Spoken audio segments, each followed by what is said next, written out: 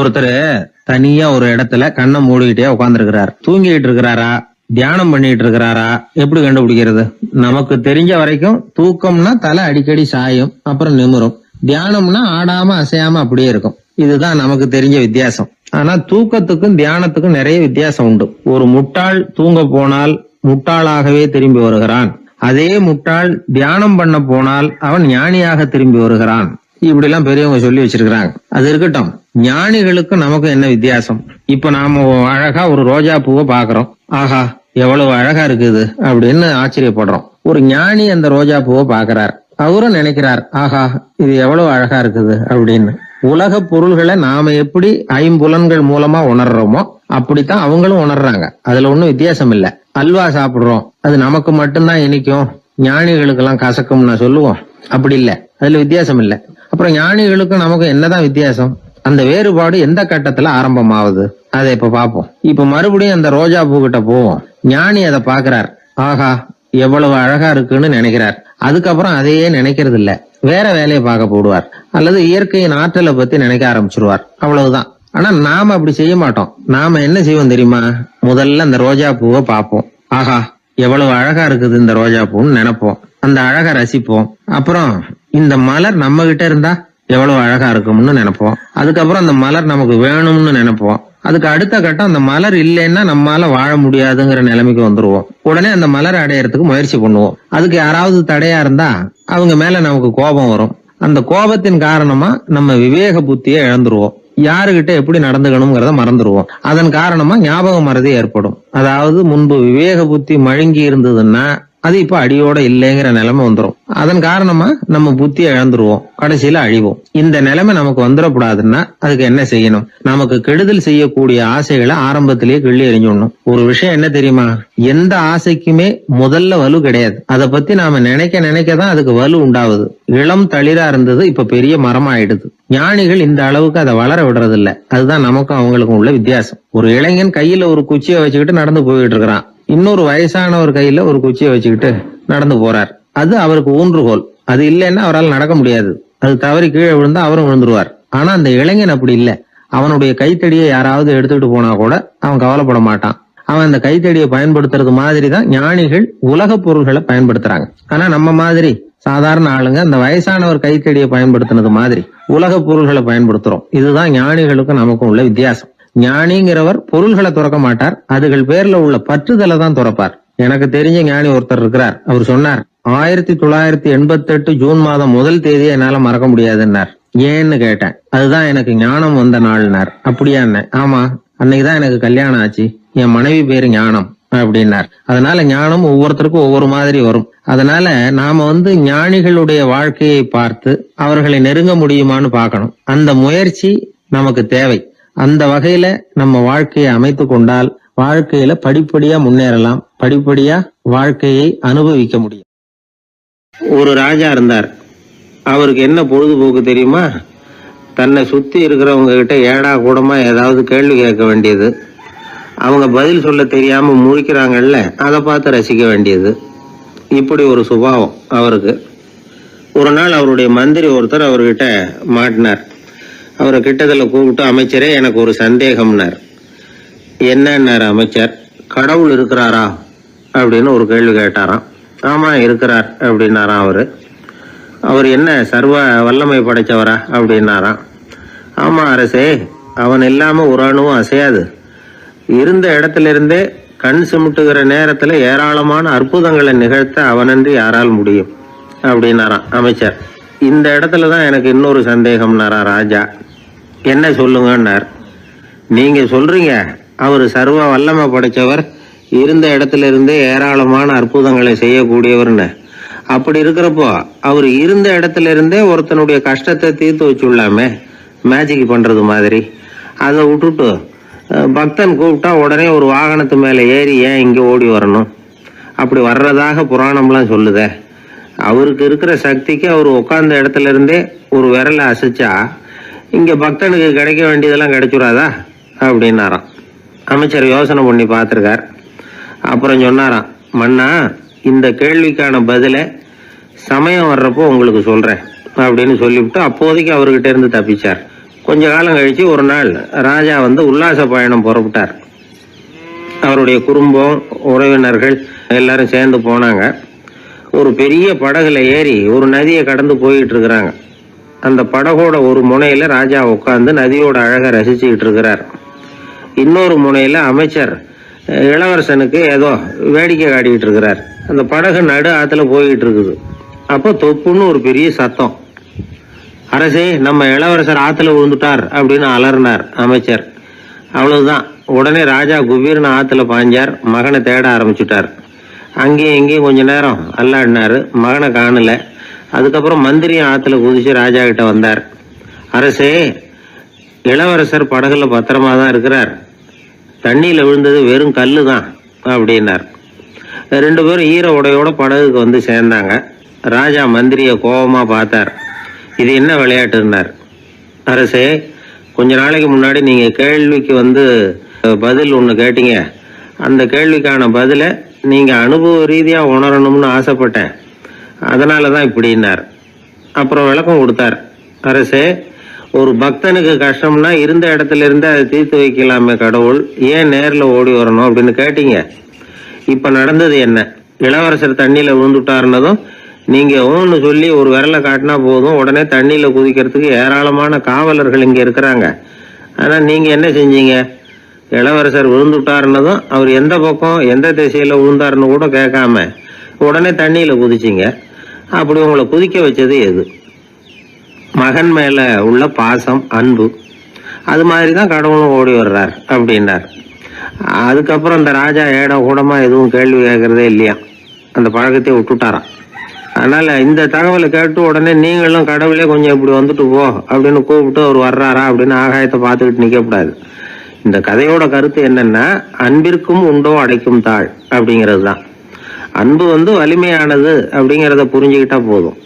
உங்களுக்கு ஒரு கல்யாண பத்திரிக்கை வருது, அதுக்கு நீங்க வாழ்த்து செய்தி அனுப்புறதுக்கும் நேர்ல போறதுக்கும் வித்தியாசம் இருக்குது இல்ல. அன்னைக்கு ஒருத்தன் அப்படிதான் வந்தான். கையில ஒரு கல்யாண பத்திரிக்கை வச்சிருந்தான். சார், இந்த கல்யாணம் கல்கத்தாவில் நடக்குது, ரொம்ப தூரம் தான், இருந்தாலும் நான் நேர்ல போய் கலந்துக்க போறேன்னா. மாப்பிள்ளை அவ்வளவு நெருக்கமானவரான்னு. இல்ல சார், மாப்பிள்ளையே நான் தான் அப்படிங்கிறான். நம்ம கிட்ட ஒருத்தன் தப்பா நடந்துக்கிட்டானா உடனே நாம என்ன செய்வோம்? கையை ஓங்கிட்டு அவனை அடிக்க போவோம். நாம அவங்கிட்ட அவனை விட ஒருபடி மேலா தப்பா நடந்துக்குவோம். ஆனா பெரியவங்கெல்லாம் அப்படி நடந்துக்கிறது இல்லை. இன்னா செய்தாரை ஒருத்தல் அவர் நாண நன்னயம் செய்து விடல் அப்படின்னு வள்ளுவர் சொல்லியிருக்காரு இல்லையா. அதுக்கு தகுந்த மாதிரி நடந்துக்குவாங்க. பாயசித் விஸ்தாமிங்கிறவர் ஒரு பெரிய ஞானி. அவர் ஒரு நாள் ராத்திரி ரொம்ப நேரம் மசூதியில் இருந்துட்டு வீட்டுக்கு திரும்பி வந்துகிட்டு இருக்கிறார். வழியில ஒரு குடிகாரன், அவன் கையில ஒரு இசை கருவி, அதை கண்ணா பின்னான்னு மீட்டிக்கிட்டு வாய்க்கு வந்தபடியே என்னத்தையோ பாட்டுன்னு நினைச்சுக்கிட்டு பாடிக்கிட்டு அவன் பாட்டுக்கு கிடக்குறான் வழியில. அதோடு இருந்தாலும் பரவாயில்ல, அந்த பக்கமா வழியில போறவங்க வர்றவங்களையெல்லாம் பார்த்து கண்ணா பின்னான்னு திட்டிக்கிட்டு இருக்கிறான், ரொம்ப வளர்க்குறான். பாயசித் பிஸ்தாமிங்கிற அந்த பெரியவர் அந்த வழியா போறார். அவனை பார்க்குறார். அவனுடைய நிலைமையை பார்த்துட்டு பரிதாபப்படுறார். ஏன்பா இது மாதிரி எல்லாம் நடந்துக்கிற, இப்படி நடக்கலாமா அப்படின்னு ஏதோ கொஞ்சம் புத்திமதி சொல்றதுக்கு ஆரம்பிச்சார். அவனுக்கு கோபம் வந்துட்டுது. கையில் வச்சிருந்த வாத்திய கருவி அதால் ஓங்கி அந்த பெரியவர் தலையில் ஒரு அடி கொடுத்தான். ரத்த காயம் ஏற்பட்டு போச்சு. அவன் கையில் இருந்த இசை கருவியும் அடித்த வேகத்தில் 2ஆ உடஞ்சி போச்சு. அவ்வளோ வேகமாக அடிச்சிருக்கான். இவ்வளவு தூரத்துக்கு நடந்து போச்சுல்ல. அந்த மாபெரும் ஞானி வாயை திறந்து ஒரு வார்த்தை கூட பேசலை. பேசாமல் தலையை பிடிச்சிக்கிட்டு அவர் பாட்டுக்கு போயிட்டார். மறுநாள் அந்த பெரியவர் என்ன பண்ணார் தெரியுமா? கொஞ்சம் இனிப்பு பண்டங்கள், கொஞ்சம் பணம், இது 2ஐயும் ஒரு ஆள் மூலமாக அனுப்பி வச்சார் அந்த குடிகாரனுக்கு. அவனுக்கு ஒன்றும் புரியல. என்ன விவரம்னு விசாரித்தான்.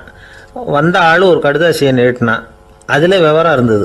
ஞானி எழுதியிருக்கிறார், இதை பார்ப்பா, உங்களுடைய இசைக்கருவி உடையறதுக்கு என்னுடைய தலை காரணமாக ஆயிட்டுது. அதுக்காக நான் ரொம்ப வருத்தப்படுறேன். அதுக்காக தான் பணம் அனுப்பி வச்சுருக்கேன். வேறு புதுசாக ஒரு இசைக்கருவி வாங்கிக்கோ. அப்புறம் இன்னொரு விஷயம், நேற்றுக்கு ராத்திரி என்கிட்ட ஏகப்பட்ட கசப்பான வார்த்தைகளை பேசினேன். இதோடு அனுப்பியிருக்கிற இனிப்பு பண்டங்களை சாப்பிட்டு உன்னுடைய நாவில் உள்ள கசப்பை மாற்றிக்கோ அப்படின்னு அதில் எழுதப்பட்டிருந்தது. இந்த சமயத்தில் அவன் குடி மயக்கத்தில் இல்லை, தெளிஞ்சு போயிருந்த நேரம் இது. அதனால் அதை படித்த உடனே அவனுக்கு ரொம்ப வெக்கமாக போச்சு. தலை குனிஞ்சான், யோசனை பண்ணான். கொஞ்ச நேரத்தில் தன்னுடைய நண்பர்கள் சில பேரையும் கூப்பிட்டுக்கிட்டு நேராக அந்த ஞானி இருக்கிற இடத்துக்கு ஓடினான். அவர் காலில் விழுந்தான். அவர்கிட்ட மன்னிப்பு கேட்டுக்கிட்டான். பெரியவங்களே தெரியாமல் வந்து நான் இந்த பாவ செயலை பண்ணிவிட்டேன், என்னை மன்னிச்சுங்க. உங்களுடைய பொறுமையும் போதனையும் என்னுடைய கண்ணை திறந்துட்டுது. இனிமேல் நானும் என்னுடைய நண்பர்களும் நல்ல வழியில் திருந்தி வாழ போகிறோம் அப்படின்னா. ஞானி செய்த நன்னயம் குடிகாரனை எப்படி திருத்திருக்கு பார்த்தீங்களா? இந்த கதையை கேட்டுவிட்டு ஒருத்தர் சொன்னார், என் வாழ்க்கையில் கூட அப்படி ஒரு சம்பவம் நடந்தது சார். நானும் ஒரு நாள் ராத்திரி ஓவராக குடிச்சிட்டு ஒரு கிட்டாரை வாசிச்சுக்கிட்டு கண்ணாபின்னான்னு உளறிக்கிட்டு திட்டிக்கிட்டு இருந்தேன். அந்த சமயம் அந்த வழியாக ஒருத்தர் வந்தார். ஓங்கி தலையில் ஒரே ஒரு அடி, ரத்தம் வந்துட்டுது. அதுக்கப்புறம் என் மனசு தெரிந்துவிட்டுது சார் அப்படின்னார். அப்படியா என்ன ஆச்சரியமா? ஆமாம் சார், அடி விழுந்தது அவர் தலையில் இல்லை, என் தலையில். வந்தவர் என்ன அப்படி அடிச்சுட்டார். மயக்கம் தெளிஞ்சதுக்கு அப்புறம்தான் எனக்கு விவரம் புரிஞ்சுது, அவர் ஒரு போலீஸ்காரரு அப்படின்னார் ரொம்ப சோகமாக. அந்த ஆள் என்னை கண்ணா பண்ணான்னு திட்டி விட்டான் சார், அதை நினச்சா எனக்கு ரொம்ப வருத்தமாக இருக்குது அப்படின்னு சொல்லி கவலைப்பட்டார் ஒருத்தர். இதில் கவலைப்படுறதுக்கு என்ன இருக்குது அப்படின்னார் ஒரு பெரியவர். அவர் ஒரு மகான். என்ன சார் இப்படி சொல்கிறீங்க, ஒருத்தர் நம்ம பார்த்து திட்டுனா வருத்தமாக இருக்காதா அப்படின்னார். அது எப்படி வருத்தமாக இருக்கும், திட்டுறதுங்கிறது என்ன, அது வெறும் சத்தம் தானே அப்படின்னார் அந்த பெரியவர். நம்ம ஆளுக்கு தலையை பிச்சுக்கலாம் போல இருந்தது. இருக்காது அப்படின்னா நமக்கு அப்படி தானே தோணுது. அந்த பெரியவர் சொல்கிறது ரொம்ப பெரிய விஷயம். அதை நாம் புரிஞ்சிக்க முயற்சி பண்ணலாம்னா நடைமுறை வாழ்க்கைக்கு அது ஒத்து வர்றது மாதிரி தெரிய மாட்டேங்குது. இருந்தாலும் அந்த பெரியவர் அதுக்கு என்னதான் விளக்கம் கொடுக்குறாருன்னு பார்ப்போமே. ஒரு ரயில் போயிட்டுருக்கு, அதில் ஒரு சாது போயிட்டுருக்கார். அந்த ரயில் வந்து அவர் ஹரித்வாரம் போயிட்டுருக்கார். அவர் ரயிலில் ஏகப்பட்ட கூட்டம். நம்ம ஊர் ரயில் கேட்க வேணும், டிக்கெட் வாங்கிட்டு கொஞ்சம் பேர், வாங்காத கொஞ்சம் பேர். அது என்னத்துக்கு அனாவசியமாக டிக்கெட் அப்படிங்கிற நினப்பில் பாதி பேர். இந்த கூட்டத்துக்கு மத்தியில் அந்த சாதுவும் போயிட்டு இருக்கிறார். உட்கார்றதுக்காக இருந்த இடத்துல ஒரு ஆள் படுத்துருக்கிறான், கொஞ்சம் முரட்டு ஆசாமி. அவன் கால் பக்கத்தில் கொஞ்சோண்டு இடம் பாக்கி இருந்தது. அந்த இடத்துல இந்த சாது உட்காந்துருந்தார். மெதுவாக உட்காந்துக்கிட்டார் போய். ஆனால் அந்த ஆள் ராத்திரி பூரா இவரை காலால் உதச்சிக்கிட்டே இருக்கிறான். அது இவருக்கு ரொம்ப அவமானமாக பட்டுது. அதனால் துக்கம் ஏற்பட்டது. இருந்தாலும் அதை ஒரு மாதிரியாக சகிச்சுக்கிட்டே இவர் வந்து சேர்ந்தார். பொழுது விடிஞ்சது. அந்த சாது ஹரித்வார் வந்து சேர்ந்தார். அங்கே ஒரு பெரிய ஞானியை சந்தித்தார். ராத்திரி ரயிலில் அந்த ஆள் உதைச்சதையும் அதனால் தனக்கு ஏற்பட்ட துக்கத்தையும் இந்த சாது அந்த ஞானிகிட்ட சொன்னார். சொல்லிவிட்டு, ஏன் சுவாமி, எனக்கு துக்கம் ஏற்பட்டதே அது தப்பா அப்படின்னு கேட்டார். தவறுதான்னார் அந்த ஞானி. உனக்கு இன்னமும் தேக அபிமானம் போகலைங்கிறது தான் அது காட்டுது. அஷ்டாவக்ரர் என்ன சொல்றார் தெரியுமா? உண்மையான ஞானி யாராவது தன்னை வந்தனை செய்தால் அதற்காக சந்தோஷப்பட மாட்டார், யாராவது நிந்தனை செய்தால் அதற்காக வருத்தப்பட மாட்டார் அப்படின்னு சொல்றார். நிந்தனைங்கிறது ஒரு ஒலி தான். தேகாபிமானம் இருக்கிற வரைக்கும் இந்த ஒலி நம்மளை வந்து வேதனைப்படுத்தும். நான் தேகம் இல்லை, ஆத்மா அப்படிங்கிற நினைவு இருந்தால் இந்த ஒலி நம்மளை பாதிக்காது. மனு என்ன சொல்றார் தெரியுமா? ஒரு சாதகன் பாராட்டுதலை விஷம்னு நினைச்சு பயப்படணும், அவமானத்தை அமிர்தம்னு நினைச்சு சந்தோஷப்படணுங்கிறார். அவமானப்பட்டா கவலைப்படாமல் எப்படி இருக்க முடியும் அப்படின்னு தான் நமக்கு தோணும். அதனால தான் நம்மள யாரும் இதுக்கு உதாரணமாக யாரையும் காட்ட முடியல. புத்தரையும் கபீரையும் உதாரணமாக காட்டுறாங்க. அவங்களுக்கெல்லாம் அவமானம் ஏற்பட்டப்போ கவலையே படலையாம். புத்தரை வந்து அவமானப்படுத்தணுங்கிறதுக்காக கௌசாம்பி ராணி ஒரு இளம் பெண்ணை கொலை பண்ணி சடலத்தை புத்தர் குடிசைக்கு முன்னாடி போட சொன்னார். போட்டாங்க. புத்தர் தான் அந்த பொண்ணை கெடுத்து கொலை பண்ணி விட்டாருன்னு எல்லாரும் நினைச்சாங்க. ஆனால் புத்தர் இதை பற்றி கவலையே படலை. அப்புறமா உண்மை தெரிஞ்சதும் புத்தர் புகழ் இன்னும் அதிகமாயிட்டுது. ஒரு பெரிய சபையில் ஒரு மோசமான பொண்ணு நுழைஞ்சி தனக்கும் கபீருக்கும் சம்பந்தம் உண்டுன்னு சொன்னா. கபீர் கவலைப்படலை. அவங்க மாதிரியெல்லாம் நாமளும் இருக்க கற்றுக்கணும். நிந்தனை, அபகீர்த்தி, அவமானம் எல்லாம் ஆண்டவன் கொடுக்குற பிரசாதம்னு நினைக்கணும் அப்படின்னு சொல்றார் அந்த ஞானி. இதை கேட்ட இந்த காலத்து ஆசாமி ஒருத்தர், நான் கூட அப்படிதான் சார், யாராவது அவமானப்படுத்தினா கவலைப்பட மாட்டேன். நேற்று கூட ஒருத்தர் என்ன பலார்னு அரைஞ்சுட்டார், நான் கொஞ்சம் கூட கவலைப்படலை, பேசாமல் வந்துட்டேன்னார். ஏன் அப்படி வந்துட்டீங்க அப்படின்னு. அவர் அரைஞ்சதுலேயும் ஒரு அர்த்தம் இருந்தது, அதனால தான் அப்படி வந்துட்டேன்னார். ஏன் அரைஞ்சாருன்னு கேட்டேன். 10 வருஷத்துக்கு முன்னாடி 15 ரூபா அவர்கிட்ட கடன் வாங்கினேன், அதை கேட்டு கேட்டு பார்த்துட்டு கடைசியாக தான் அரைஞ்சார் அப்படின்னார். ஆண்டவனுடைய பிரசாதம் இவருக்கு அடிக்கடி கிடைக்கும் போல இருக்கு. ஒரு மனுஷனுக்கு 3 விதத்தில் கர்வம் உண்டாகிறதுக்கு வாய்ப்பு உண்டு. பணம், பதவி, புகழ். பணம் அதிகமாக வந்தால் கர்வம் வரலாம், பதவி பெருசாக வந்துட்டுதுன்னா கர்வம் வரலாம், புகழ் அதிகமாக போனாலும் கர்வம் வரலாம். இந்த 3 வகையான கர்வத்துக்கும் இடம் கொடுக்காம இருக்கிறாங்க பாருங்கள், அவங்க தான் சிறந்த மனிதர்கள்.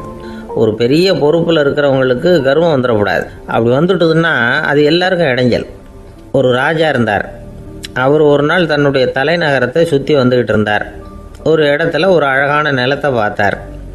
ஆஹா, இந்த இடத்துல நமக்குன்னு ஒரு மாளிகையை கட்டினா எவ்வளோ நல்லா இருக்கும் அப்படின்னு நினச்சார். ராஜா நினச்சா அது முடியாத காரியமா? சரி, இந்த நிலம் யாருக்கு சொந்தம்னு விசாரிங்க அப்படின்னார் பக்கத்தில் இருந்தவங்கக்கிட்ட. அவங்கெல்லாம் ஓடி போய் விசாரித்தாங்க. அந்த இடம் ஒரு வயசான கிழவிக்கு சொந்தம், வயசான அம்மாவுக்கு சொந்தமாக. அந்த அம்மா தான் அதில் ஒரு குடிசையை போட்டு குடியிருந்துகிட்டு இருக்கிறாங்க. சரி, அந்த நிலத்துக்கு ஒரு விலையை நிர்ணயம் பண்ணி அதை அந்த வயசான அம்மாக்கிட்ட கொடுத்துருங்கோ அப்படின்னு உத்தரவு போட்டார் ராஜா. ஆனால் அந்த அம்மா, இது எங்கள் பூர்வீக இடம், இதை விற்க மாட்டேன் அப்படின்னு சொல்லிவிட்டுது. சரி, 2 பங்கு விலை கொடுக்குறோம்னு சொல்லி பாருங்க அப்படின்னாங்க. அப்படியே சொன்னாங்க அரண்மனை ஆட்கள். அதுக்கும் சம்மதிக்கலை அந்த அம்மா. இதை கேள்விப்பட்டதும் ராஜாவுக்கு கோபம் வந்துட்டுது. தன்னுடைய ஆளுங்களை கூப்பிட்டார். போய் அந்த குடிசையை பிரிச்சேரிங்க, காசெல்லாம் ஒன்றும் கொடுக்காதீங்க அப்படின்னு கத்தினார். அவ்வளோதான். அடுத்த நிமிஷம் அரண்மனை ஆசாமிகள் போனாங்க, குடிசையை பிரித்து எரிஞ்சாங்க. அந்த வயசான அம்மா இருக்குது, அதுவும் அந்த இடத்த விட்டு துரத்தி விட்டாங்க. அந்த இடத்துல ஒரு அரச மாளிகையை கட்டி முடிச்சிட்டாங்க. அந்த வயசான அம்மா பாவம், ராஜாவே இப்படி பண்ணால் யாருக்கிட்ட போய் முறையிட முடியும்? ஒரு ஞானி இருந்தார், அவர்கிட்ட போய் சொன்னாங்க. அவர் இவங்க சொன்னதை கேட்டு மனசில் வச்சுக்கிட்டார். ஒரு நாள் அந்த ராஜாவே இந்த ஞானியை கூப்பிட்டார். புதுசாக ஒரு மாளிகை கட்டியிருக்கிறேன், வந்து பாருங்கன்னு. சரின்னு சொல்லி இந்த பெரியவர் ஒரு நாள் இந்த மாளிகைக்கு போனார். சும்மா போகல, ஒரு கழுதையையும் ஓட்டிகிட்டு போனார். கொஞ்சம் சாக்குகள், வெத்து சாக்கு, அதையும் எடுத்து கழுதை முதுகில் போட்டு கழுதையை ஓட்டிகிட்டு போகிறார். ராஜா பார்த்தார். அவருக்கு இது ஆச்சரியமாக இருந்தது. என்ன இது, மாளிகைக்கு வந்துட்டு போங்கன்னு கூப்பிட்டா கழுதை சாக்கு இதெல்லாம் கொண்டு வராரே, ஒன்றும் புரியலையேன்னு நினச்சார். எதுக்காக இதெல்லாம்னு கேட்டார். அரசருடைய தோட்டத்திலேருந்து கொஞ்சம் மண் எடுத்துகிட்டு போகிறதுக்கு ஆசைப்பட்றேன், அதுக்கு நீங்கள் அனுமதி கொடுக்கணும் அப்படின்னாரு இவர். இது என்ன வேடிக்கையான கோரிக்கையாக இருக்குது அப்படின்னு நினச்சார் ராஜா. இருந்தாலும் மண் தானே கேட்குறாரு, எடுத்துகிட்டு போகட்டுமே அப்படின்னு நினச்சார். சரின்னு அனுமதி கொடுத்தார். அந்த பெரியவர் தோட்டத்துக்கு போனார், மண்ணை வெட்டினார், சாக்கில் போட்டு நிரப்புனார். ராஜாவை கொஞ்சம் கிட்ட வாங்கன்னு கூப்பிட்டார். இந்த மண் மூட்டையை தூக்கி கழுதையோட முதுகில் வைக்கணும், கொஞ்சம் உதவி பண்ணுங்கன்னார். ஓ, பண்ணுறேனே அப்படின்னு சொல்லி ராஜா கிட்ட போனார். மூட்டையை தூக்கி பார்க்குறாரு, முடியல, திணறி போயிட்டார். இப்போ அந்த ஞானி பேசினாராம். அரசே, இந்த ஒரு சாக்கு மண்ணையே உங்களால் தூக்க முடியல, அந்த கிழவிகிட்ட இருந்து அந்த அக்கிரமமாக அபகரித்த இந்த தோட்டம் பூராவையும் சுமக்கணும்னு ஆசைப்படுறீங்களே, அது உங்களால் முடியுமா அப்படின்னு கேட்டாராம். ராஜா யோசனை பண்ண ஆரம்பித்தார். தன்னுடைய செயலுக்காக வருத்தப்பட்டாராம். அந்த வயசான அம்மாவை உடனடியாக வரவழைச்சார். தாயே, தப்பு பண்ணிட்டேன், என்னை மன்னிச்சுக்குங்க, இன்னையிலேருந்து இந்த மாளிகையும் தோட்டமும் உங்களுக்கு தான் சொந்தம் அப்படின்னு சொல்லிவிட்டாராம். போகிறப்ப இந்த உலகத்திலேருந்து எண்ணத்தை எடுத்துகிட்டு போக போகிறோம், அதனால் ரொம்பவும் அலட்டிக்க வேண்டியதில்லை, கர்வப்பட வேண்டியதில்லை அப்படிங்கிறது ஒரு பெரிய உபதேசம். ஒரு பெரிய மனுஷன் சாக கிடந்தார், ரொம்பவும் அழுதார். ஏன் அழறீங்க அப்படின்னு கேட்டாங்க சுற்றி இருந்தவங்க. நான் சாகிறதுக்காக கவலைப்படலை, நான் நம்ம ஜனங்களுக்காக எவ்வளவோ காரியம்லாம் செஞ்சுக்கிட்டு வந்தேன். நான் செஞ்சுக்கிட்டு வந்த சேவையை இனிமேல் யார் செய்ய போகிறாங்க, அது யாரால முடியும், அதை நினச்சி தான் அழறேன் அப்படின்னாராம். ஒருத்தர் முன்னாடி வந்தார். அதுக்காக நீங்கள் கவலைப்படாதீங்க, உங்கள் சேவையை தொடர்ந்து செய்கிறதுக்கு என்ன மாதிரி இளைஞர் பட்டாலும் தயாராக இருக்குது, இருந்தாலும் எங்கள் கவலை என்னென்னா அப்படின்னு இழுத்தார். என்ன சொல்லுங்கன்னு கேட்டார் அவர். நீங்கள் இது வரைக்கும் என்ன சேவை செஞ்சுக்கிட்டு வந்தீங்க, அதுதான் எங்களுக்கு இன்னமும் புரியாத புதிராக இருக்குது அப்படின்னாராம் அவர். ஒரு நாள் ராமர் அரசவையில் உட்கார்ந்துருக்கிறார். ராமராஜ்யம் நடந்துக்கிட்டு இருந்த நேரம். அந்த சமயத்தில் ஒரு நாய் அரச சபைக்கு வந்துதான். அது தலையில் அடிபட்டு ரத்தம், அந்த கோலத்தில் அது அங்கே வந்தது. எல்லாரும் ஆச்சரியமாக அதை பார்த்தாங்க. ராமரும் அந்த நாயை பார்த்தார். நீங்கள் வந்த காரியம் என்ன, என்ன நடந்தது, எதுவாக இருந்தாலும் பயப்படாமல் சொல்லு அப்படின்னார். உடனே அந்த நாய் மெதுவாக சொல்ல ஆரம்பிச்சுதான். ஐயா, நான் தெருவில் போய்கிட்டு இருந்தேன், வழியில் ஒருத்தர் வந்தார். அவர் வேத சாஸ்திரம்லாம் படித்த பெரியவர். அவர் எந்த காரணமும் இல்லாமல் அவர் கையில் வச்சுருந்த குச்சியால் என் தலையில் அடிச்சுட்டார். அதுதான் தலையில் ரத்தம். இதை நீங்கள் விசாரித்து தகுந்த தீர்ப்பு வழங்கணும் அப்படின்னு தான் அந்த நாய். ராமர் பார்த்தார். உடனே தன்னுடைய காவலர்களை அனுப்புனார். அந்த ஆளை எங்கே இருந்தாலும் போய் கொண்டுகிட்டு வாங்க அப்படின்னு விட்டார். காவலர்கள் போனாங்க. அந்த ஆளை பிடிச்சி கொண்டு வந்துட்டாங்க. அரண்மனைக்கு வா அப்படின்னு சொல்லி கூப்பிட்டுட்டு வந்துட்டாங்க. என்ன நடந்ததுன்னு விசாரித்தார் ராமர். அதுக்கு அந்த ஆள் சொன்னார், நான் வீதி வழியாக வந்துக்கிட்டு இருந்தேன். குறுக்க இந்த நாய் வந்தது. நான் அவசரமாக போய்கிட்டு இருந்தேன். இது எனக்கு வழி விடாமல் குறுக்க பூந்து இடைஞ்சல் பண்ணிச்சு. எனக்கு கோபம் வந்துட்டுது. அதனால் அடிச்சுட்டேன். வேத சாஸ்திரம் படித்த நான் என் வசம் இழந்து கோபப்பட்டது பெரிய தப்பு தான். அதை நான் ஒத்துக்கிறேன். குற்றத்தை ஒப்புக்கொள்கிறேன். எனக்கு என்ன தண்டனை கொடுக்கணுமோ அதை கொடுங்க, ஏற்றுக்கிறேன் அப்படின்னு விட்டார். சரி, இப்போ அந்த ஆளுக்கு தண்டனை கொடுக்கணும். என்ன தண்டனை கொடுக்கறது யோசனை பண்ணார் ராமர். அதையும் அந்த நாய்கிட்டே கேட்டார். நீயே சொல்லு, என்ன தண்டனை கொடுக்கலாம் இவருக்கு அப்படின்னார். இதுக்கு அந்த நாய் என்ன சொல்லிச்சு தெரியுமா? இவரை ஏதாவது ஒரு கோயிலுக்கு தர்மகர்த்தாவாக நியமனம் பண்ணிவிடுங்க, அதுதான் இவருக்கு சரியான தண்டனை அப்படின்னுது. இதை கேட்டதும் ராமர் முகத்தில் புன்னகை. ஆனால் அங்கே இருந்த மற்றவங்களுக்கெல்லாம் ஆச்சரியம். அது எப்படி தப்பு செஞ்சவங்களுக்கு தண்டனை கொடுக்கறது தானே நியாயம், அதை விட்டுவிட்டு தர்மகர்த்தா பதவியை கொடுக்க சொல்லுது இந்த நாய் அப்படிங்கிற ஆச்சரியம். இந்த சந்தேகத்தை அந்த நாய்கிட்டேயே கேட்டாங்க அங்கே இருந்தவங்க. இதுக்கு அந்த நாய் பதில் சொல்லிச்சான். நான் போன பிறவியில் ஒரு கோயிலுக்கு தர்மகர்த்தாவாக இருந்தேன். எவ்வளவோ கவனமாக எச்சரிக்கையாக தான் என்னுடைய கடமைகளை எல்லாம் செஞ்சுக்கிட்டு வந்தேன். அப்படி இருந்தாலும் சில சமயங்களில் என்னையும் மீறி கோயில் செல்வத்தை நான் அனுபவிக்கிறதுக்கு காரணமாயிட்டேன். ஒரு கோவிலுக்கு தர்மகர்த்தாவாக இருக்கிறவங்க எப்படியும் இந்த பாவத்திலேருந்து தப்பிக்கிறது கஷ்டம். அதனால தான் நான் இந்த பிறவியில் நாயாக பிறந்து இப்படி கஷ்டப்படுறேன். இதே நிலைமை இந்த ஆளுக்கும் ஏற்படணும் அப்படிங்கிறதுக்காக தான் அவரையும் ஒரு கோயிலுக்கு தர்மகர்த்தாவை நியமிக்கும்படி கேட்டுக்கிட்டேன் அப்படின்னு தான் இந்த நாய். இதிலேருந்து என்ன தெரியுது? எந்த பதவியில் நாம் இருந்தாலும் நமக்கு தெரியாமல் கூட அதை தவறாக உபயோகப்படுத்தக்கூடாதுங்கிறத இதிலேருந்து புரிஞ்சுக்கணும். இல்லைன்னா அடுத்த பிறவியில் நாயாக பிறந்து எங்கேயாவது போய் வாழை ஆட்டிட்டு நிற்க வேண்டியது தான். கோவில் வாசலில் 2 நாய் பேசிக்கிட்டு இருந்து தான், போன ஜென்மத்தில் நான் மனுஷனாக தான் இருந்தேன். ஒரு கோவில் பூசாரி பேச்சை கேட்டுவிட்டு அவரோட கூட்டு சேர்ந்துக்கிட்டு ஆண்டவன் போட்டிருந்த நகையெல்லாம் அபகரித்து என்கிட்ட கொடுத்தாரு அவர். நான் எடுத்துகிட்டு வந்துட்டேன். திருடினது அந்த ஆள் தான், எடுத்துக்கிட்டு வந்தது தான் நான். இருந்தாலும் நான் மட்டும் நாயாக பிறந்துட்டேன். இப்போ மட்டும் அந்த பூசாரி என்கிட்ட மாட்டினா கடித்து குதறி விடுவேன் அப்படின்னு தான். அவசரப்பட்டு அப்படி செஞ்சுடாதே. பதிலுக்கு அவரும் உன்னை திருப்பி கடித்தாலும் கடிச்சிருவார். ஏன்னா அவரும் இப்போ ஒரு நாயாக தான் பிறந்திருக்கிறார் அப்படின்னு தான். இன்னொன்று, அது எப்படி உனக்கு தெரியும்னு தான். இது நான் தானே அது அப்படின்னு தான் அந்த நாய். அந்த ஆளுக்கு பேச தெரியாது, அவர்கிட்ட கொஞ்சம் எச்சரிக்கையாக நடந்துக்கோ அப்படின்னு சொல்கிறது உண்டு. அப்படின்னா என்ன அர்த்தம்? அவர் இன்னமும் குழந்தையாகவே இருக்கிறாரு, இன்னும் பேச்சு வரலன்னு அர்த்தம்? அப்படி இல்லை, அவருக்கு நாகரிகமாக பேச தெரியலன்னு அர்த்தம். பேசுறதுங்கிறது மனுஷனால் மட்டுமே முடியக்கூடிய ஒரு காரியம். அப்படி இருந்தும் அதோட பெருமையை அவன் இன்னமும் சரியாக புரிஞ்சிக்கலன்னு தான் சொல்லணும். அதனால தான் அவன் அளவுக்கு அதிகமாக வார்த்தைகளை கொட்டி விடுறான். அதுக்கப்புறம் அதையெல்லாம் திருப்பி அள்ள முடியாமல் கிடந்து கஷ்டப்படுறான். கொட்டின வார்த்தையை அள்ள முடியுமா? ஒருத்தரை இன்னைக்கு பார்த்து முட்டாள்னு திட்டி விடுறீங்க, நாளைக்கு மறுபடியும் அவர்கிட்ட போய் நேற்றுக்கு உன்னை முட்டாள்னு சொல்லிவிட்டேன், அந்த வார்த்தையை திருப்பி கொடு, வாங்கிட்டு போயிடுறேன் அப்படின்னு நான் சொல்ல முடியும்?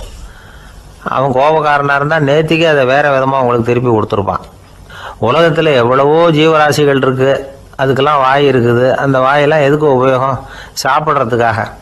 ஆனால் நமக்கு இருக்கிற வாய் சாப்பிட்றதுக்காக மட்டும் இல்லை, பேசுறதுக்காகவும் தான். பேச முடியலன்னா வாய் இருந்தால் கூட அது வாயில்லா ஜீவன் தான். ஒரு பையனை பார்த்து அது வாய் உள்ள புள்ள பொழைச்சிக்கும் அப்படின்னா மற்ற பையன்களுக்கெல்லாம் முகத்தில் வாயே இல்லைன்னு அர்த்தம்? அப்படி இல்லை, அந்த பையன் கொஞ்சம் கெட்டிக்காரத்தனமாக பேசுவான்னு அர்த்தம். அதனால் எப்படி பேசணும் அப்படிங்கிறத நாம் முக்கியமாக தெரிஞ்சுக்கணும். இதுக்கு 8 விதமான குறிப்புகளை நம்ம பெரியவங்க சொல்லியிருக்கிறாங்க. பேச்சுக்கு 8 அங்கங்கள் உண்டு அப்படின்னு அவங்க சொல்கிறாங்க. அதெல்லாம் என்னென்ன அப்படின்னா, உண்மை, நன்மை, அன்பு, நிதானம், இனிமை, ஆழம், சமயமறிதல், சபையறிதல். இந்த 8 தன்மையும் பேச்சில் இருக்கணுமா. இதையே கொஞ்சம் விவரமாக சில பேர் போர்டில் எழுதி வச்சுருப்பாங்க. அதாவது எழுத்துலையாவது அதெல்லாம் இருக்கட்டுமே அப்படின்னு நினச்சி நீங்கள் கூட சில இடங்களில் இதை பார்த்துருக்கலாம். அதாவது உண்மையே பேசுக, நன்மையே பேசுக, அன்பாக பேசுக, நிதானமாக பேசுக, இனிமையாக பேசுக, ஆழமுடையதாக பேசுக, சமயமறிந்து பேசுக, சபையறிந்து பேசுக, இப்படி எழுதி வச்சிருப்பாங்க. இந்த 8 அம்சமும் சரியா பொருந்தி இருந்தாதான் அது பேச்சு. மற்றதெல்லாம் பேச்சாயிடாது. பேச்சு ஒரு சிறந்த கலை. எல்லாத்தையும் விட பேசாம இருந்தும் பழகணும், அது ரொம்ப முக்கியம். உண்மையே பேசணும். சத்தியத்துக்கு மதிப்பு கொடுக்குறவங்கள தான் சரித்திரம் மதிக்கும். உண்மை பேசினா மட்டும் போதாது, அந்த உண்மையில நன்மை கலந்துருக்கணும். கொலைகாரனுக்கு பயந்துக்கிட்டு ஒருத்தன் உங்க வீட்டுக்குள்ள ஒளிஞ்சிருக்கிறான். அந்த முரட்டு ஆசாமி கையில அரிவாளோட வந்து அவங்க வந்தானான்னு உங்ககிட்ட கேட்கறான்னு வச்சுங்க. உண்மைதான் உயர்வு தரும் அப்படின்னு நினைச்சுக்கிட்டு, ஆமா உள்ளதான் இருக்கிறான், அடுப்பங்கரையில குதிருக்கு பின்னாடி உட்காந்துருக்கிறான், போய் பிடிச்சிட்டு போங்க அப்படின்னு சொல்லுவீங்க. அது நன்மை இல்லாத உண்மை. அதனால பிரயோஜனம் கிடையாது. அதே மாதிரி உங்க பேச்சில் அன்பு இருக்கணும், நிதானம் இருக்கணும், இனிமை இருக்கணும், சிந்தித்து பேசணும். சமயம் அறிந்து பேசுறதும் முக்கியம். அதை பத்தி நமக்கு வேற யாரும் சொல்லிக் கொடுக்க வேண்டியதில்லை. எந்த நேரத்தில் யாருக்கிட்ட எப்படி பேசினா காரியம் நடக்கும் அப்படிங்கிறது நமக்கு நல்லா தெரியும். அது கைவந்த கலை. அவையறிந்து பேசுற திறமை பேச்சாளர்களுக்கு ரொம்ப அவசியம். அது இல்லைன்னா நிலைமை பரிதாபமாயிடும். ஒரு பேச்சாளர் ரொம்ப மும்முரமா பேசிக்கிட்டே இருந்தாராம். ரொம்ப நேரம் நிறுத்தவே இல்லை, பேசிக்கிட்டே இருக்கிறாரு. சபையில் இருந்தவங்கலாம் ஒவ்வொருத்தரும் எழுந்திரிச்சு போய்கிட்டே இருக்கிறாங்க. கடைசியில் 2 பேர் தான் அக்கறையா பேசுகிறவரை கவனிச்சுட்டு உட்காந்துருந்தாங்களாம். மேடையில் பேசிக்கிட்டு இருந்தவர் அவங்கள பார்த்து சொன்னாராம், எனக்கு கூட்டம் முக்கியம் இல்லை, எவ்வளவு பேர் என் பேச்சை கேட்குறாங்க அப்படிங்கிறது முக்கியம் இல்லை. நீங்கள் 2 பேராவது ஊக்கமாக என்னை கவனிச்சுக்கிட்டு உட்காந்துருக்குறீங்க, அது போதும். உங்களுக்காகவே நான் பேசிக்கிட்டு இருக்கிறேன் அப்படின்னார். இதை கேட்டதும் உட்காந்துருந்த 2 பேரில் ஒருத்தர் எழுந்திருச்சு, அப்படி இல்லைங்க, நாங்கள் 2 பேரும் நீங்கள் பேசி முடித்த உடனே தொடர்ந்து பேச வேண்டிய ஆளுங்க, அதுக்காக தான் காத்துக்கிட்டு இருக்கிறோம், சீக்கிரம் முடிங்க அப்படின்னாங்களாம். ஒரு நண்பர் அவசரமாக என்கிட்ட ஓடி வந்தார். அப்புறம் சொன்னார், என்னால் நம்பவே முடியல சார், என் பையனா இப்படி அப்படின்னு சொல்லி ஆச்சரியப்பட்டார். உங்கள் பையன் அப்படி என்ன தான் செஞ்சுட்டான் அப்படின்னு கேட்டேன். என்னால் முடியாத ஒரு காரியத்தை அவன் செஞ்சுட்டான் சார் அப்படின்னார். அது என்னன்னு தான் சொல்லுங்களேன். என்ன 5ஆவது வகுப்பில் அவன் ஒரே தடவையில் தேறிட்டான் சார், அதாவது ஒரே அட்டம்ப்டில் பாஸ் ஆகிருக்கான் அப்படின்னார் மூச்சு வாங்க. கஷ்டப்பட்டு பரீட்சை எழுதுனது அவன், இவருக்கு ஏன் மூச்சு வாங்குது? நம்மால் செய்ய முடியாத ஒரு காரியத்தை இன்னொருத்தர் செய்யும் பொழுது அது நமக்கு ஆச்சரியமாக இருக்குது. சர்க்கஸ் பார்க்குறோம், ஒருத்தர் அந்த இடத்துல தொங்குறார், அது நமக்கு ஆச்சரியம். ஏன்னா அது நம்மால் முடியாத காரியம். நம்மால் முடியாத ஒன்றை அடுத்தவர் எளிதாக செய்யும் பொழுது நாம் மருள்வது இயற்கை. இதை தான் தொல்காப்பியம் மருட்கை அப்படின்னு சொல்லுது. இந்த வியப்பு இருக்குதே, இது 4 வகையில் ஏற்படுறதாக தொல்காப்பியம் சொல்லுது. அது என்ன 4 வகை? முதல் வகை எப்படின்னா புதுமையான அரிய செயல்களை செய்கிறது. 2வது வகை என்னென்னா பெரும் செயல்களை செய்கிறது. 3வது வகை என்னென்னா மிக நுட்பமான செயல்களை செய்கிறது. 4வது வகை என்னென்னா ஆக்கம் தரும் செயல்களை செய்கிறது. புதுமை, பெருமை, சிறுமை, ஆக்கமோடு மதினம் சாலா மருட்கை 4 அப்படிங்கிறது தொல்காப்பியம். இன்றைக்கி விஞ்ஞானம் புதுசு புதுசாக எதையோ கண்டுபிடிக்குது. ஆரம்பத்தில் அது ஆச்சரியமாக இருக்குது, அப்புறம் அது நமக்கு பழகி போடுது. வானொலி பெட்டி புதுசாக வந்தப்போ ஒரு பெட்டி பேசுதுங்கிறது எவ்வளோ பெரிய ஆச்சரியம். இப்போ யாரும் அதை ஆச்சரியமாக பார்க்குறதில்ல. மதினம் சாலா மருட்கை அப்படின்னு ஒரு சொற்றொடர் வருது பாருங்க, அதில் கருத்தாழம் உண்டு. எதை பற்றியும் போதுமான அளவு புரிந்து கொள்ளாத போது ஒருத்தர் ஆச்சரியப்படுறார். புரிந்து கொண்ட பிறகு ஆச்சரியம் மறைஞ்சு போடுது. மிக நுட்பமான செயல்களும் நம்ம ஆச்சரியப்பட வைக்கும். ஒரு அரிசியில் ஒரு திருக்குறள் எழுதி காட்டுறாங்க, ஒரு முட்டை ஓட்டுக்குள்ளே ஓவியம் தீட்டி காட்டுறாங்க.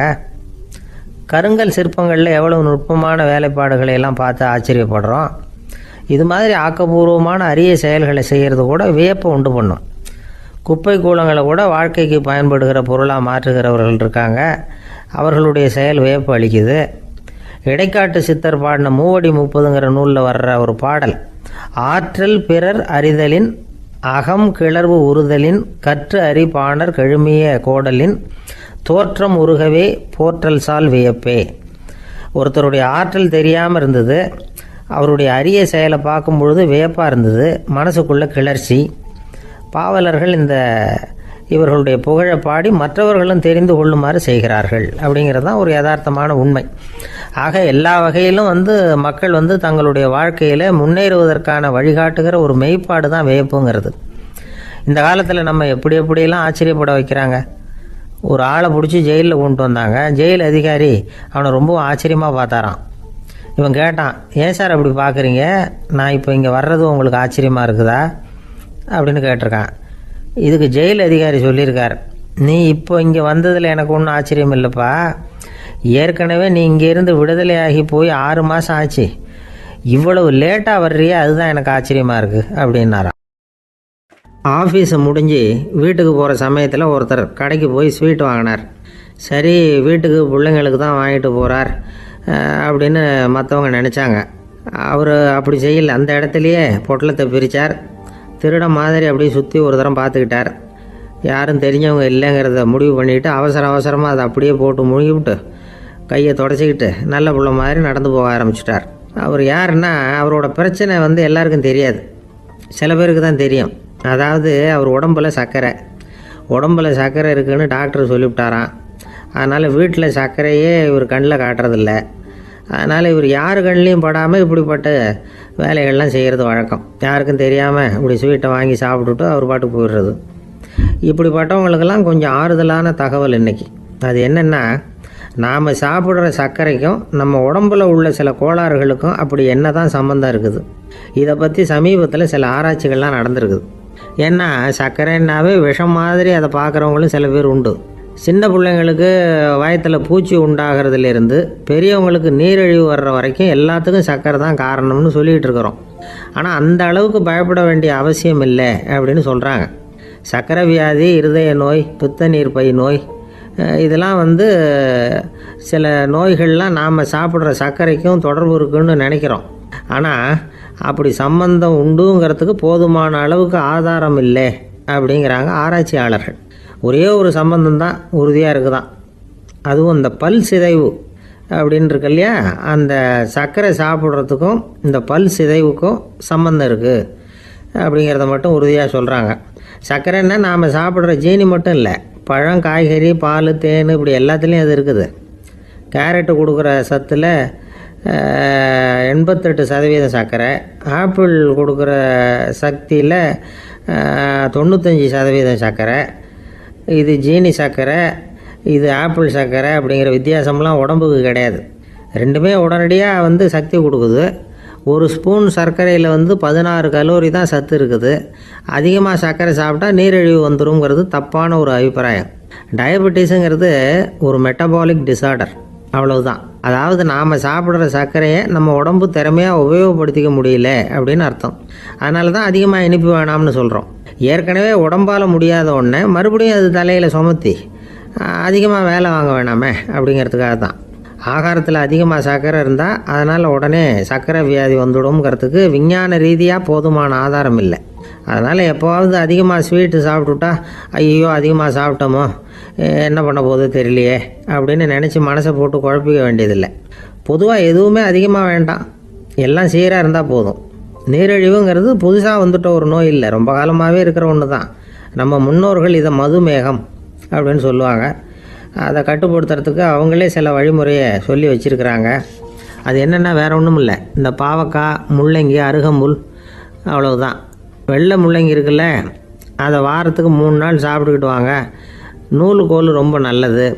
இல்லைன்னா முள்ளங்கி சாறு 1 ounce சாப்பிட்டுட்டு வரலாம். ரத்தத்தில் சேர்கிற சர்க்கரை அளவு இதெல்லாம் கட்டுப்படுத்துது. சிறுநீரில் காணப்படுகிற சர்க்கரை அளவையும் சமநிலைப்படுத்துது. தினமும் ஆகாரத்தில் கோதுமை, கேழ்வரகு, வெந்தயம், கருவேப்பிலை, சோயாபீன்ஸ் எது கிடைக்குதோ சேர்த்துக்கலாம். இப்படிலாம் செஞ்சுக்கிட்டு வந்தால் அப்புறம் வீட்டுக்கு தெரியாமல் கடையில் போய் நின்றுக்கிட்டு ஸ்வீட் வாங்கி திருட்டுத்தனமாக சாப்பிட வேண்டிய அவசியமே உங்களுக்கு வராது. 2 ஆசாமிகள் கடற்கரையில் உட்காந்து சாவகாசமாக பேசிக்கிட்டு இருந்தாங்களாம். ஒருத்தர் சொன்னார், இன்னொருத்தருக்கு தெரியாமல் ஸ்வீட்டு சாப்பிட்றதே எப்பவும் இடைஞ்சல் தான் சார். நேற்றுக்கு பாருங்கள், அப்படி தான் சாப்பிட்டுக்கிட்டு இருந்தேன், வீட்டுக்காரி கண்ணில் போட்டுவிட்டுது, அதுக்கப்புறம் ஒரே ரகலையாக போச்சு அப்படின்னாரா. எனக்கு கூட அப்படி தான் சார் ஆகிட்டுது, ஒரே ரகலை அப்படின்னாரா இன்னொருத்தர். நீங்கள் சாப்பிட்டதும் உங்கள் வீட்டுக்காரங்க கண்ணில் போட்டுவிட்டுதா சார் அப்படின்னு கேட்டிருக்காரு இவர். அதுக்கு அவர் சொன்னாராம், அப்படி இல்லை சார், கடைக்காரர் கண்ணில் போட்டுவிட்டுதோ, நான் அவருக்கு தெரியாமல் அந்த ஸ்வீட்டை அவர் கடையிலேருந்து எடுத்திருந்தேன் அப்படின்னு விளக்கம் கொடுத்தாராம் இந்த ஆள். அம்மாக்காரங்களுக்கு அடிக்கடி ஏற்படுற கவலை ஒன்று உண்டு. அதாவது குழந்தை சரியாக சாப்பிட மாட்டேங்குதே அப்படிங்கிற கவலை. இவங்கெல்லாம் ஒரு விஷயத்தை நல்லா புரிஞ்சுக்கணும்.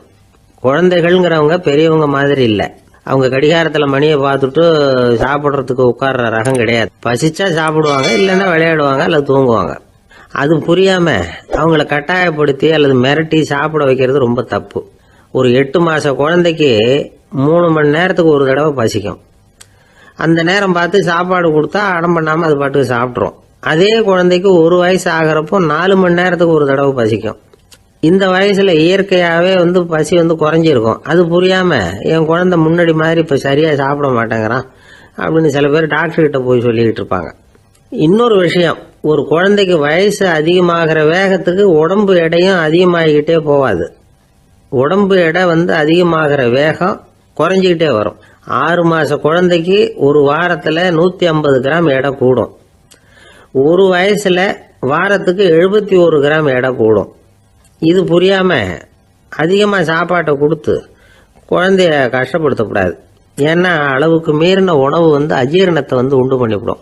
குழந்தைக்கு ஒரு தட்டில் கொஞ்சமா ஆகாரத்தை வச்சு கொண்டுட்டு போய் கொடுக்கணும். மலை மாதிரி குவிச்சு வச்சா அதை பார்த்ததுமே பசி அடங்கி போயிடும்.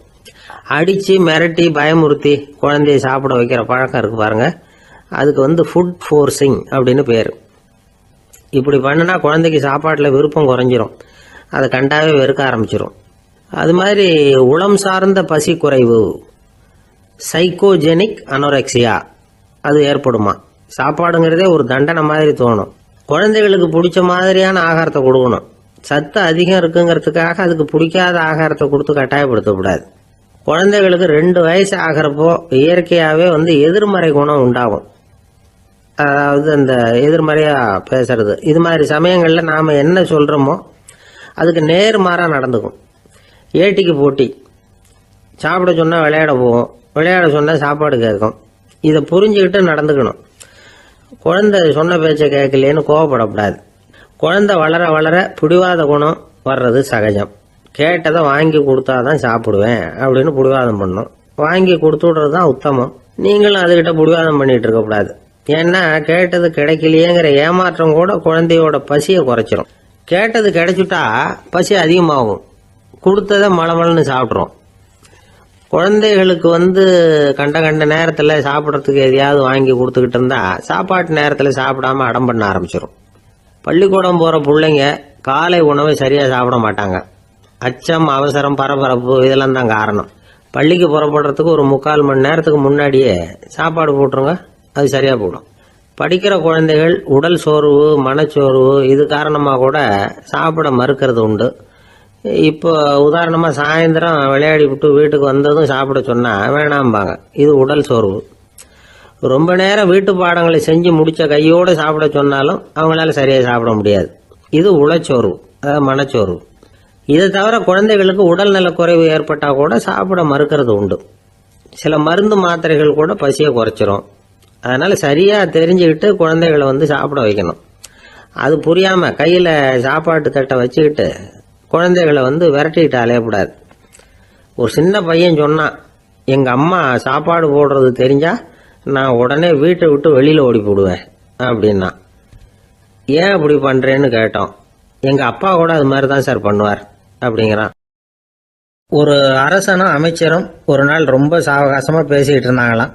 அரசன் அமைச்சரை பார்த்து ஒரு கேள்வி கேட்டிருக்கார். ஏங்க அமைச்சரே, ஆசை இல்லாத ஒரு மனுஷனால இருக்க முடியுமா அப்படின்னு. ஏன் முடியாது, துறவி அப்படிங்கிறவங்கெல்லாம் அப்படிப்பட்டவங்க தானே அப்படின்னாராம் அமைச்சர். அவங்கெல்லாம் உண்மையிலேயே ஆசையை விட்டவங்க தானா அப்படின்னு கேட்டாராம் ராஜா. அப்படிதான் இருக்கணும் அப்படின்னாராம் அமைச்சர். அப்படின்னா ஆசையே இல்லாத ஒரு உண்மையான துறவியை நான் பார்க்கணுமேன்னார். அது என்ன பிரமாதம், அதுக்கு நான் ஏற்பாடு பண்ணுறேன் அப்படின்னு விட்டார் இவர்.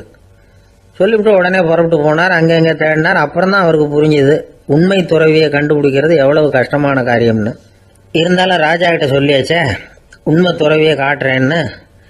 இப்போ என்ன பண்ணுறது? ராஜா கிட்ட சொன்னபடி நடக்கலைன்னா அவருக்கு கோவம் வந்துடும். அமைச்சர் ஒரு யோசனை பண்ணார். அவருக்கு ஒரு வழி தெரிஞ்சுது. அதுதான் சரின்னு முடிவு பண்ணார். அதாவது அந்த ஊரில் அவருக்கு தெரிஞ்ச நாடக நடிகர் ஒருத்தர் இருக்கிறார், நல்லா நடிப்பார். அவரை போய் பார்த்தார். இதை பாருப்பா, எனக்காக நீ ஒரு காரியம் செய்யணும்னார்.